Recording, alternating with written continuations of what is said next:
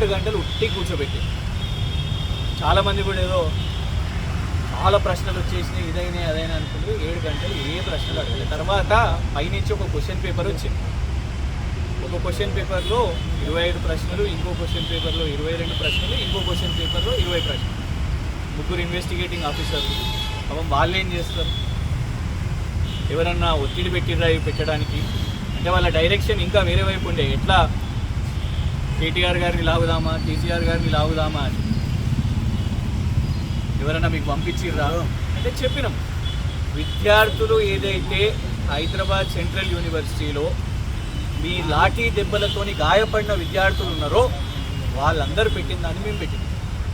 జర్నలిస్టులు ఎవరినైతే మీరు ఆపే ప్రయత్నం చేసారో అయినా కూడా ఏదైతే ఇమేజెస్ వచ్చినాయో వాటిని పెట్టాం. ప్రకాష్ రాజ్ గారిది ఎందుకు రీట్వీట్ చేసిర్రు? రీట్వీట్ చేయడం కూడా ఇవాళ నేరం అయిపోయింది. కేటీఆర్ గారిది రీట్వీట్ ఎందుకు చేసిరంటే మా నాయకుడు పోయి చేస్తాం, రీట్వీట్ చేస్తాం. మీ పోలీస్ డిపార్ట్మెంట్ ఏదన్నా ఎప్పుడైనా మంచి పని చేస్తే అవి కూడా రీట్వీట్ చేస్తాం. మొబైల్ ఫోన్ లేదు అని అంటే ఇంటికి సోదాలు పంపిస్తాము అని అంటారు, సెర్చ్ ఆపరేషన్ చేస్తాం. మరి నోటీస్ ఎక్కడిది అని అంటే ఇలా అడిగినాం. సుప్రీంకోర్టు ప్రకారంగా ఇలా మేము ఒకటే చట్టబద్ధంగా నిన్న గౌరవ కోర్టుకి ఇన్ఫ్యాక్ట్ దానికంటే ముందు కూడా వాళ్ళు ఫోన్ చేసిన అర్ధ గంటకే నోటీసులు తీసుకున్నాం. వాళ్ళు పిలవగానే ఇవాళ హాజరైనాం, ఓపిక్గా కూర్చున్నాం, వీడియో రికార్డింగ్లు చేసాం. మరి కాంగ్రెస్ వాళ్ళ సోషల్ మీడియా వాళ్ళ వీడియోలు తీసుకుంటారో మాకు తెలియదు, కానీ 3 ఇన్వెస్టిగేటింగ్ ఆఫీసర్లు అడిగిన ప్రశ్నలకు ఓపికగా కోఆపరేట్ చేసుకుంటూ ప్రతి ఒక్కదానికి కూడా సమాధానం చెప్పినాం. ఎందుకు పెట్టినరో అని అడిగారు.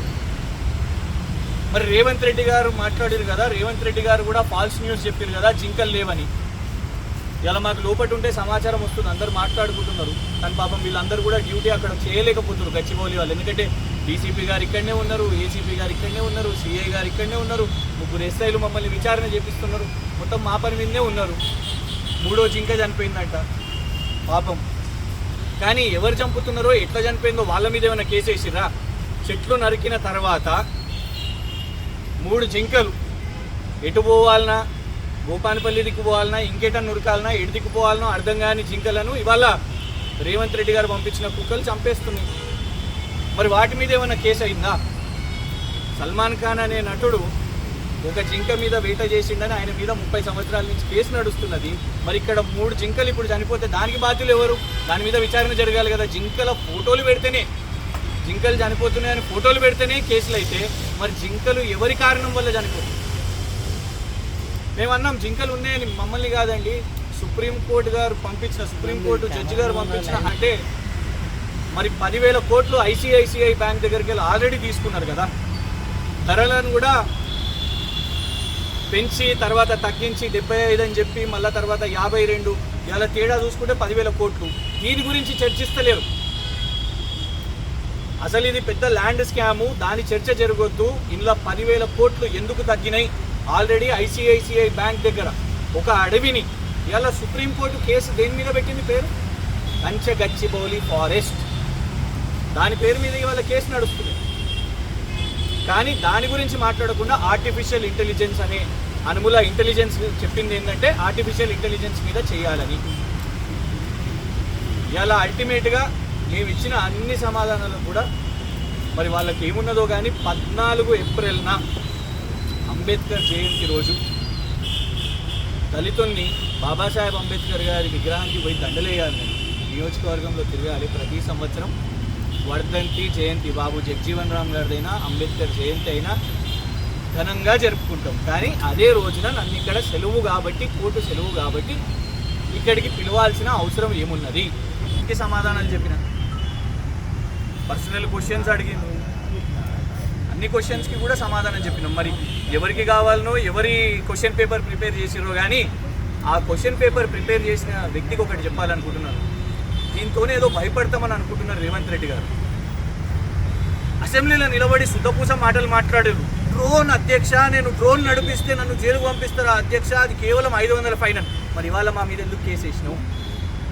ఇవాళ ఎందుకు ఇక్కడికి పిలిచినావు? నేను డ్రోన్ ఎగిరేయలేదు కూడా నీలాగా. విద్యార్థులు అక్కడ చెరువు లేదని రేవంత్ రెడ్డి గారు అన్నారు, చెరువును చూపెట్టిర్రు. చెట్లు నరకలేదన్నావు, చెట్లను చూపెట్టిర్రు, నరికిన చెట్లను చూపెట్టిర్రు. ఆ డ్రోన్ విజువల్ చేసినందుకు కేసు వేసినావు. మరి నువ్వు అంతా సత్య హరిశ్చంద్రుని పుత్రునివైతే వాళ్ళ వారసునివైతే మరి నువ్వు అసెంబ్లీలో మాట్లాడింది ఒక మాట అయితే ఇవాళ మరి డ్రోన్ కేసు మా మీద ఎందుకు వేసినట్టు? 500 ఫైన్ వేసి అసలు కేసే అయ్యొద్దు కదా.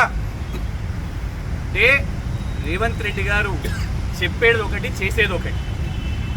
దయ్యాలు వేదాలు వల్లిస్తున్నట్టు ఇవాళ రేవంత్ రెడ్డి గారు రాజ్యాంగం పేరు మీద అసలు నిజంగా మీ ప్రయారిటీ ఏముండాలి? రేపు సుప్రీంకోర్టు కమిటీ వస్తున్నది.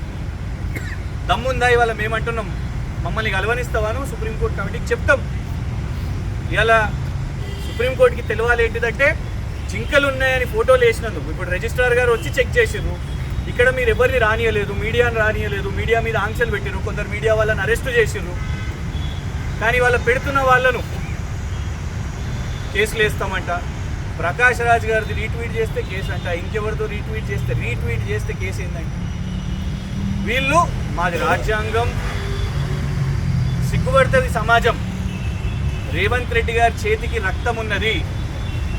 హైదరాబాద్ సెంట్రల్ యూనివర్సిటీ పిల్లల మీద లాఠీచార్జ్ చేసిన రక్తం ముఖ్యత అయితే అక్కడున్న ఏవైతే మూగజీవులు ఉన్నాయో ఆ జింక రక్తం ఉన్నది. అదే రక్తంతో నువ్వు పోయి గాంధీజీ చెరకుని పట్టుకొని ఫోటోలు ఇస్తున్నావు. నమ్ముతారా? ఒకటే చెప్పాలనుకుంటున్నాను, మీరు 14 ఏప్రిల్ పిలిచినా ఏ రోజు పిలిచినా రేవంత్ రెడ్డి గారు భయపడేది లేదు. మీరు తప్పుడు కేసులు వేసిర్రు. ఆల్రెడీ ఒకసారి నా ఫోన్ సీజ్ చేసుకున్నారు, సరిపోలే మళ్ళా ఫోన్ కావాలన్నట్ట. ఏం ముచ్చట్టున్నదో, మా ఫోన్లో ఏం గ్రూపులు ఉన్నాయో, మా గ్రామస్థాయి బీఆర్ఎస్ ఏం గ్రూపులు కావాలనో, ఏం వినాలని అంత ఆసక్తి ఉన్నదో, ఫోన్లో పిచ్చేం పట్టిందో. కానీ కేసులు వేస్తున్నారు, ఫోన్లు కావాలంటున్నారు, ఇంటి మీదకి వస్తామని చెప్తున్నారు. పోలీస్ స్టేషన్లో విచారణ పేరు మీద గంటలు సుమారు 11 గంటలు ఇవాళ మమ్మల్ని మీడియా వాళ్ళని ఇక్కడ అందరినీ కూడా కూర్చోబెట్టారు కదా. ఏం క్రైమ్ రేట్ జరిగినా పర్వాలేదు, ఫిగర్ నై. BRS social media, BRS opposition, BRS ప్రతిపక్ష నాయకులు, ఎమ్మెల్యేలు వీళ్ళు మాత్రం మాట్లాడొద్దు. వాళ్ళ ఫోన్లు లాక్కుందాం, వాళ్ళ ట్విట్టర్లను చూద్దాం. ఇదే పని మీద రేవంత్ రెడ్డి గారు ఉన్నారు కాబట్టి ఇవాళ తెలంగాణ రాష్ట్ర పరిస్థితి ఇంత ఘోరంగా ఉన్నది. అల్టిమేట్గా ఒకటే చెప్పాలనుకుంటున్నాను, ఎన్నిసార్లు పిలిపించినాయి దిలీప్ గారికి కూడా ఇచ్చింది, ఎప్పుడు మళ్ళీ పిలిపించినా కూడా రావాలి అని. నాన్నేమో ప్రత్యేకంగా అంబేద్కర్ జయంతి నాడు 14 ఏప్రిల్ సెలవు రోజు రమ్మని చెప్పారు. వస్తాను, కానీ తప్పకుండా కూడా న్యాయపరంగా నాకేమేమి లీగల్ రెమెడీస్, కాన్స్టిట్యూషనల్ రెమెడీస్ ఉన్నాయో డెఫినెట్గా వాటిని ఉపయోగించుకుంటూ కాంగ్రెస్ ప్రభుత్వం మీద డెఫినెట్గా పోరాటం కొనసాగిస్తాం. ఇంకెక్కువ పని చేస్తాం. ఒక్కొక్కసారి నా మీడియా మిత్రులు అడుగుతుంటారు ఎందుకు ఇంత పర్సనల్ తీసుకుంటున్నావు అనేసి. బరాబర్ పర్సనలిటీ. ఎందుకంటే నువ్వు మా యూనివర్సిటీ భూములు, నేను ఉస్మానియా యూనివర్సిటీ విద్యార్థిని, ఇక్కడ పరిశోధన చేసిన, పిహెచ్డీ చేసిన, యూనివర్సిటీస్ ల్యాండ్స్ అంటే బరాబర్ కొట్లాడతాం. తర్వాత కొత్త కథ, మేము యూనివర్సిటీనే షిఫ్ట్ చేస్తాం. నీ అయ్యజాగిరా, నువ్వు రాగానే అమ్మకానికి పెట్టి 10,000 కోట్లు దాని మీదకి వెళ్ళి తీసుకొని ఫ్రాడులెంట్గా తీసుకొని వాళ్ళ ఐసిఐసిఐ బ్యాంక్ వాళ్ళు తనలాడతారు, వాళ్ళకి ఇబ్బందులు అవుతాయి. అండ్ ఇదంతా కూడా మళ్ళీ ఏంది, ఇవాళ ఎందుకు ఇంత కూడా సీన్ చేయడం అంటే రేపు ఎల్లుండి కేటీఆర్ గారు నీ భాగవతం బయట పెడుతున్నారు కాబట్టి, నీ ల్యాండ్ స్కామ్ బయట పెట్టబోతున్నారు కాబట్టి ఎట్లా డైవర్ట్ చేయాలి, ఎట్లా డైవర్షన్ చేయాలి, డిస్ట్రక్షన్, డిమాలిషన్, డైవర్షన్, ఇవి ఒక్కటి మాత్రమే రేవంత్ రెడ్డి గారికి తెలుసు. సో మాకు తెలిసింది పోరాటమే. నువ్వు చేయలేని తెలంగాణ ఉద్యమం మేము చూడని జైలా, మేము చూడని కేసులా, మేము చూడని విచారణ రేవంత్ రెడ్డి గారిలా కాదు. ఇవన్నీ కూడా 3 సంవత్సరాల లోపు సెక్షన్సే, కానీ దానికి ఇంత పెద్ద సీన్ చేస్తున్నారు. అండ్ ఇంకోటి ఏంటంటే 4 కేసులు అంట, ఎఫ్ఐఆర్, 4 ఎఫ్ఐఆర్లు సేమ్ సెక్షన్స్ పెట్టి. పాపం ఇది ఇంకొకటి, ఒక్కటే ఇన్వెస్టిగేటింగ్ ఆఫీసర్ దగ్గర కూడా పెట్టవచ్చు. ఒక ఎస్ఐ గారు ఖతం చేసేస్తుండే, ఈ రూమ్లకి వెళ్ళి ఈ రూమ్లకి వెళ్ళి ఆ రూము, ఒక్కొక్క కేసు. పాపం వాళ్ళని కూడా కదా, వాళ్ళని కూడా ఇబ్బంది పెడుతున్నారు. మహిళల మీద అత్యాచారాలు జరుగుతున్నాయి. వారి సొంత జిల్లాలోనే ఒక తప్పులు చేస్తున్నట్టు కనపడుతుంది ఈ కేసు విషయంలో. హెచ్సియు పక్కన ఉన్న కంచె గచ్చిబౌలి అడవిని ఎవరికి ఇన్ఫర్మేషన్ లేకుండా 3 రోజులు కోర్టు సెలవులు ఉన్నప్పుడు దొంగల్లాగా పడి విధ్వంసం చేసింది ఈ ప్రభుత్వం. ఆ విషయాన్ని బయట ప్రపంచానికి తెలియజెప్పినందుకు ఇవాళ నా మీద, శ్రీశాంత్ మీద, ఇంకొంతమంది మీద అక్రమ కేసులు పెట్టి వేధించడానికి మాత్రం ఇవాళ విచారణ కోసం పిలిచి వేధించడానికి ప్రయత్నిస్తున్నాం. ఒకటి మేము చెప్పదలుచుకున్నామంటే, మేము నిజం వైపున ఉన్నాం కాబట్టి మేము ధైర్యంగా ఉన్నాం.